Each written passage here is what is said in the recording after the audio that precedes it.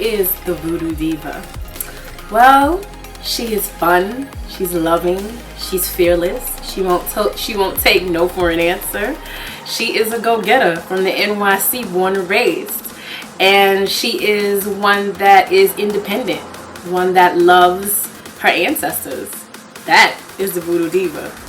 Now, I've been hearing a lot of people say that, the word diva means demon or something evil. Well, let me tell you one thing. That notion basically comes from the Catholic Church, which is basically a way for them to have proven their religious supremacy.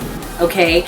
We know, and I'm going to let you know for the record, that the ancient Dravidians, which were the Indians of South India, okay, they used the word diva, D-E-V-A, which later on became D-I-V-A, as a way to describe a goddess, okay, a moon goddess, all right, which happens to be an element that I share in my sign.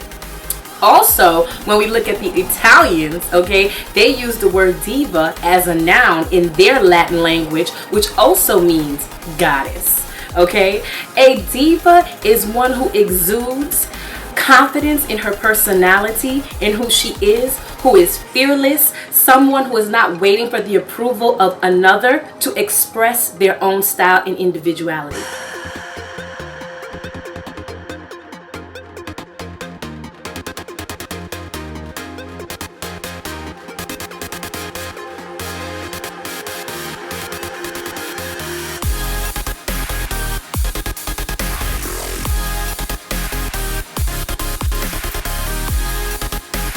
How did it begin?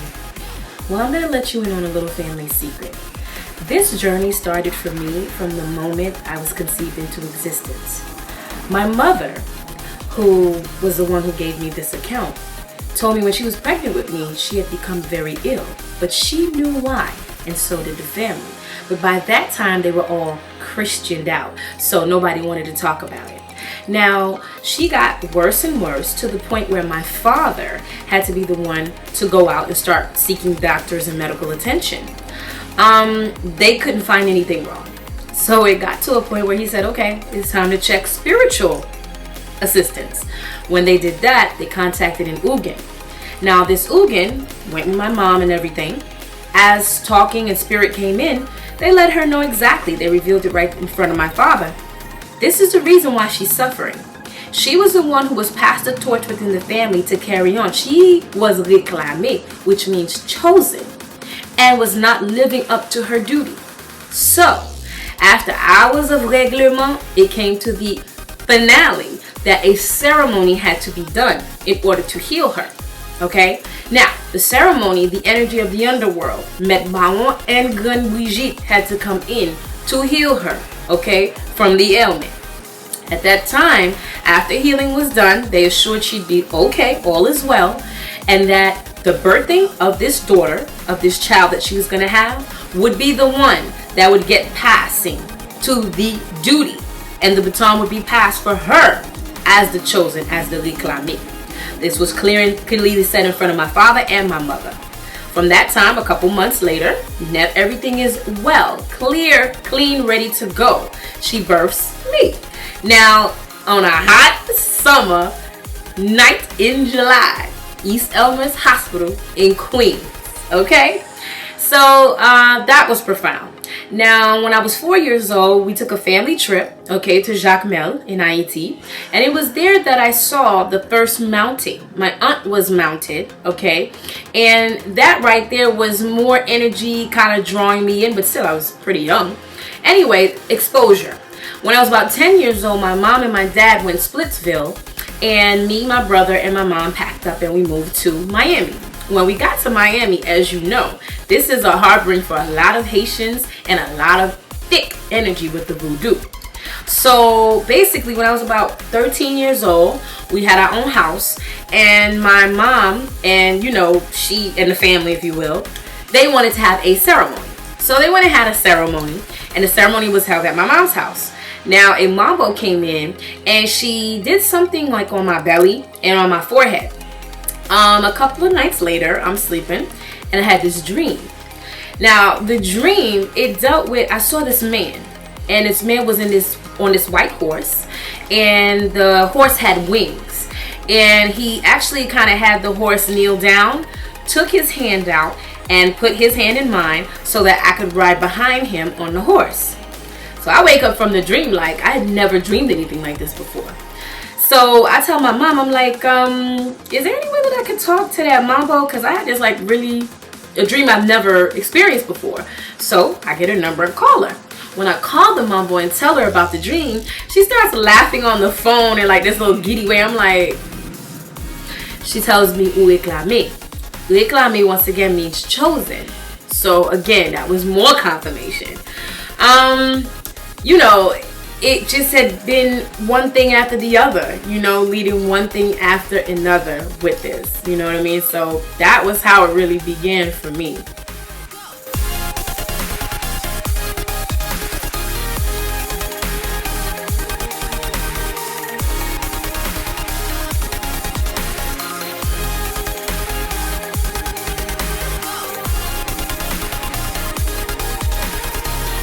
How did I become a Mambo?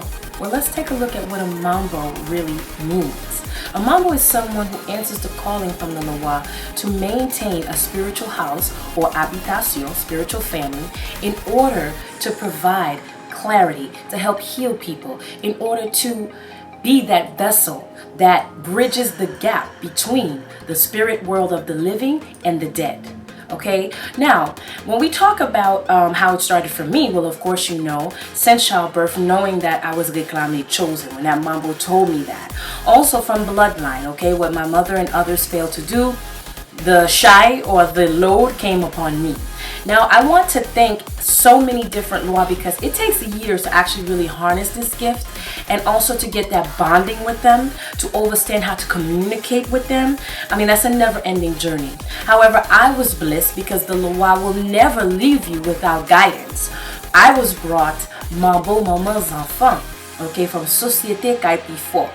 And this is where it really began for me, okay? Learning how to communicate with them, how to be able to translate, to get work with them as I'm constantly reading to get the knowledge and all of that. First you had Grand Freda, who was so patient with me. Then you also had Grand Bois, which helped me with the chants and healing, okay? I had Bosu, okay, who had sworn to protect me so that there would be nothing in my way as I travel on this journey. Also, I had the 3 chiefs, which allowed the passage. Passage is basically the opening of what you need for any form of your magic to be effective and to work. Okay, that's Papa Legba, Met Kafu, and Met Baon. Alright, the 3 chiefs of the crossroads, of the opening of the way.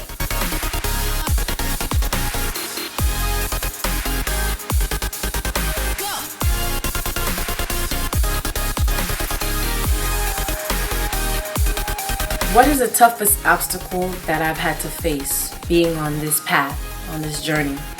Well, I'll definitely say I had to do a lot with friends and family, the loss of them.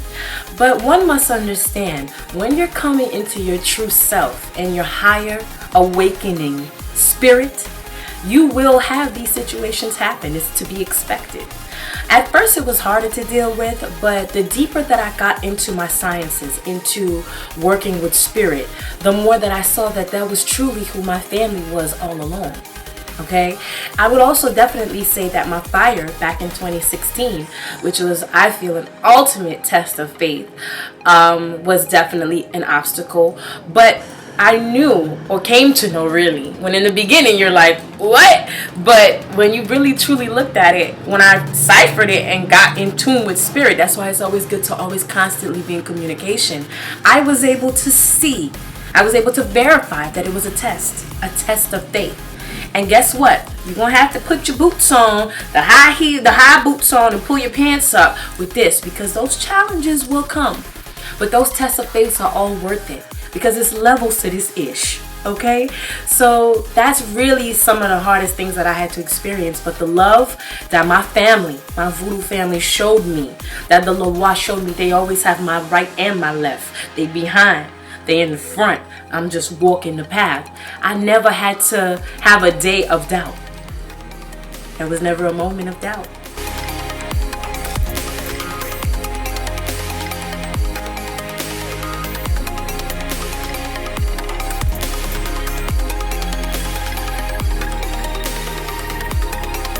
do I see the past, present, and future of spirituality, consciousness? Well, let me say this. Right now, we are in very desperate times. We are in a time of great deception and illusion. I think when it comes to the older generation, there was a bit of a lack of urgency, and a lot of things were kept hidden within this tradition.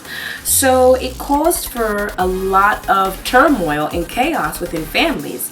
Like, for example, I know a lot of people who suffered generational curses, okay, who had no idea about them, 4th, 5th, 6th generations, who didn't know and had to suffer because no one ever spoke to them about their family's true tradition or this sacred way of living.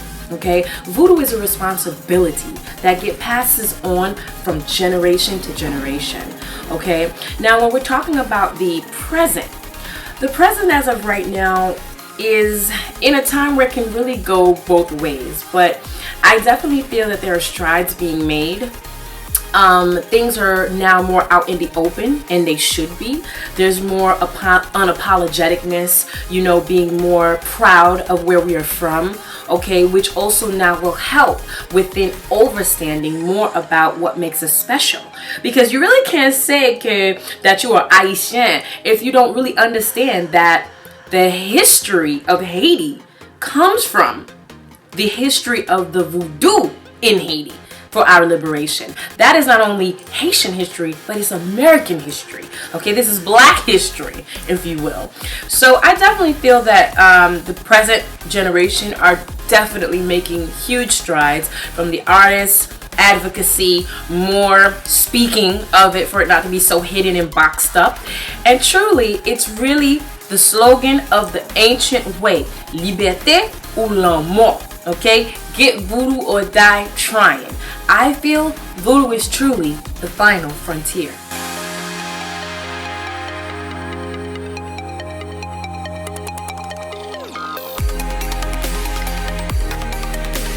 How do I maneuver in everyday society? Well, let's just say this. I look at everything through the lenses of voodoo, through the lenses of the ancestors, okay? Everything has voodoo or a part of it in our society, in our world, in nature, okay? Voodoo could come through in a rock, in a piece of metal, through a dog, through an animal. It doesn't matter. Black, white, purple, or blue peoples or persons. You have to understand, voodoo is always teaching us to be humble, and that manifestation could happen through anything. So never doubt for a second that there are signs everywhere. Okay, in your music videos, your TV shows, in buildings, in nature, it's everywhere because it's nature. It's the elements and fundamentals of nature. Okay, it also teaches to ground yourself. I'm always in this mode of grounding because I look at the principles every day that I wake up of dignity, honor, and respect. Those are the things that get me by on the daily. That's how I maneuver in everyday society.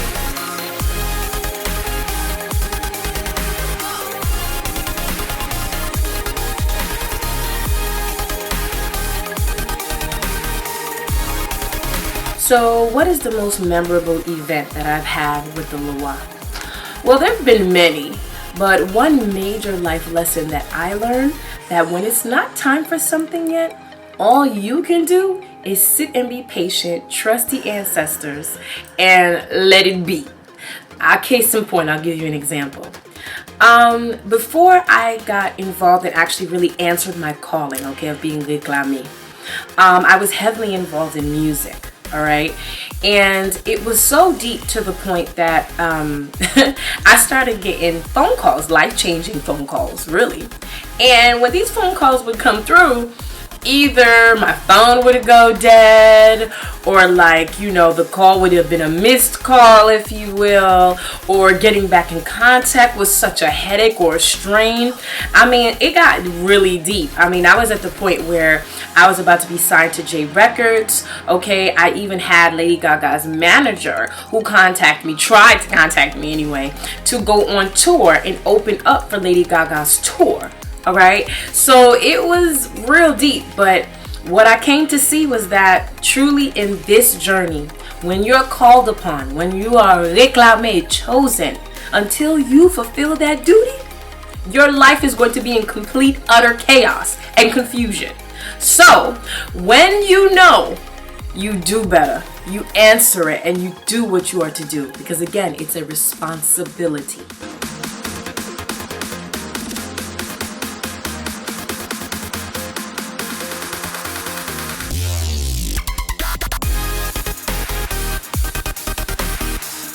My teachings challenging to the traditional way? Well, first off, I've heard out there that I'm supposedly the hippie of voodoo at the moment or whatever. Well, let me just say this. What I challenge is I look at things in a way that is scientific and also that falls back to the nature of what voodoo truly is.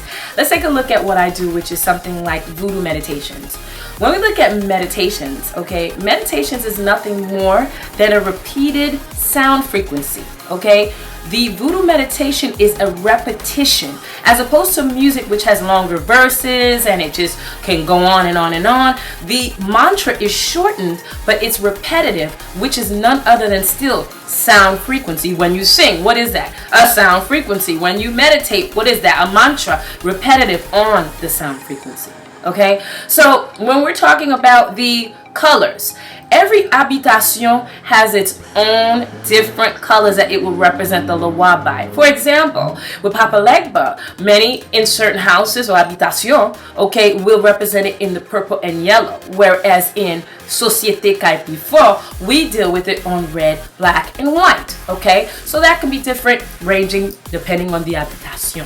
Now, when we talk about the imagery, which is my major when it comes to that, yes, I challenge that always, because at the end of the day, let's look at what the true meaning of the liberation with the people of Haiti, okay, in the revolution truly expressed by doing that at the time. The Catholic saints represent bondage. It represents a manhunt. It represents having to keeping things hidden. You understand what I'm saying? So it deals now that when we look at it, that was a camouflage at that time. Okay, but now if the Loa came in and we gained our freedom this way, isn't it high time that we liberate them, set them free, and put them in their proper and true imagery? We're out of that bondage for over X amount of years now. So of course I will always say the Catholic saints and images are definitely of the old way, and we here for the future generations to come, I need for us to liberate what liberated us. My voodoo teaches about freedom. I'm about freedom. It's about being fearless, no more hiding, okay, and getting voodoo or die trying. Okay, at the end of the day, when I lay to rest, I want to know that the generations to come, they are seeing it in its true and proper light.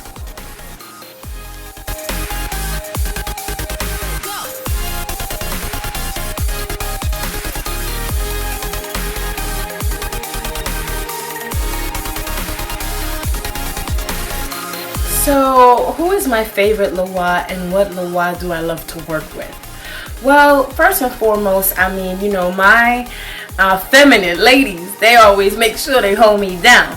Of course, La Reine Freda, because she teaches so much about self-love, which is so necessary before you really go into your magic.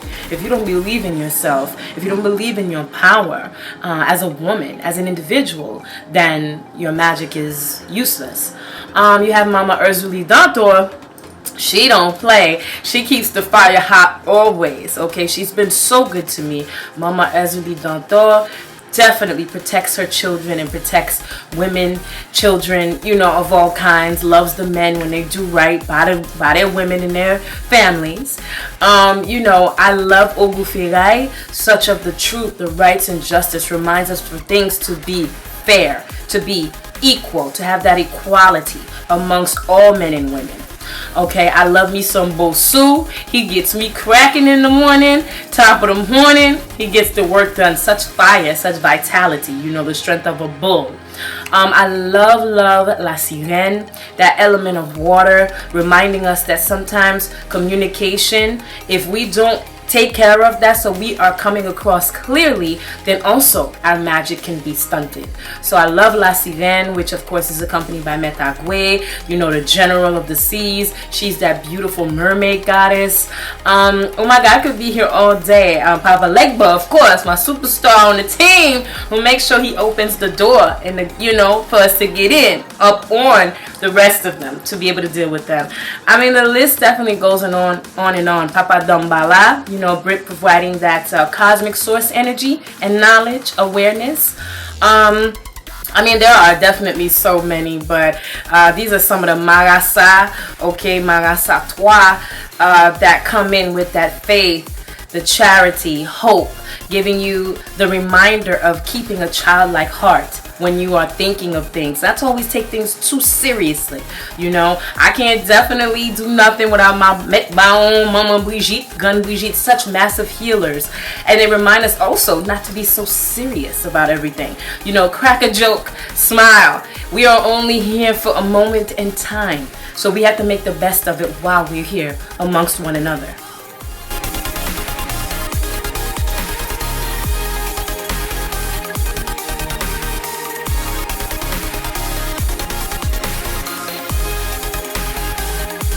So what would be the first step to a novice in African/Voodoo in terms of spirituality? Well, first of all, once you get that gut feeling that there's something more than just organized religion, then that there's something that you need to be out there to research and to find. The first step would be getting a reading done, okay? Now, me personally, I conduct spiritual essence readings, where by guidance of the Loa, I am able to track your essence from previous past lives and then help guide you as a walkway to the Loa, which were already there, okay, in your life. You just didn't know it. Okay, from that point on, then you're able to learn and communicate better and manifest whatever it is you're looking for in your reality.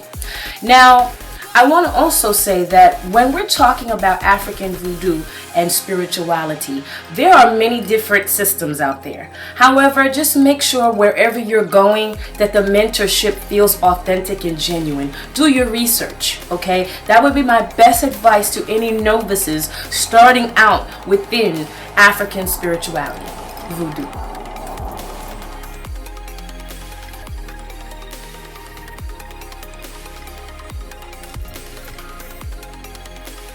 So, moral of the story, get voodoo or die trying. Okay, I want to give a special thank you to my spiritual mother, Mambo, Mamas Enfants. I want to thank all my Voodoo Final Frontier members. You know who you are. I want to thank everyone who has supported me all the way through with this and who are learning steadily and living in love with the nature of voodoo. Okay, this is your power and it's time to take it back. Be the magical you. Make sure to visit me at www.thevoodoodiva.com for all your spiritual readings and goods and services. I am here for you. I want to give peace, love, and blessings to all those out there that are raising voodoo up and giving it the proper love and attention that it truly deserves right now. So join me and continue to walk with me in this journey because the time is now.